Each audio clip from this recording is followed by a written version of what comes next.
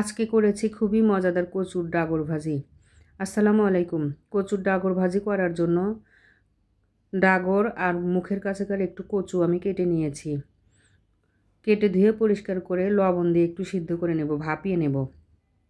ভাপানো হয়ে গেলে পানি ঝরিয়ে নিয়ে চুলায় একটি কড়াইতে পরিমাণ মতো তেল দিয়ে দেব কালো জিরা আর জিরা ফোড়ন।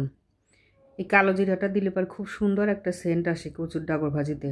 তারপরে শুকনো মরিচ ফোড়ন দিয়ে বেশি করে রসুন পেঁয়াজ কাঁচামরিচ দিয়ে লাল করে ভেজে নেব। বিশেষ কোনো কিছুই লাগে না এই ডাগর ভাজি করতে, কিন্তু এভাবে ভাজি করলে, সাধারণভাবে ভাজি করলেও কচুর ডাগরটা খেতে আসলে অনেক বেশি মজা লাগে। আর এই কচুটা এতই ভালো ছিল যে গলার মধ্যে কুটকুট করে যে চুলকায় সেটা আর পড়ে নাই। খুবই ভালো কচু ছিল এটা। পরিমাণ মতো লবণ দিয়ে নিলাম আর একটু সামান্য জিরা আর পেঁয়াজ বাটা, আর কিছুই লাগবে না। এখন একটু সময় নিয়ে এটা ভেজে নিলেই হয়ে যাবে আমার খুব মজাদার কচুর ডাগর ভাজি। ভিডিওটা এই পর্যন্তই। আল্লাহ হাফেজ।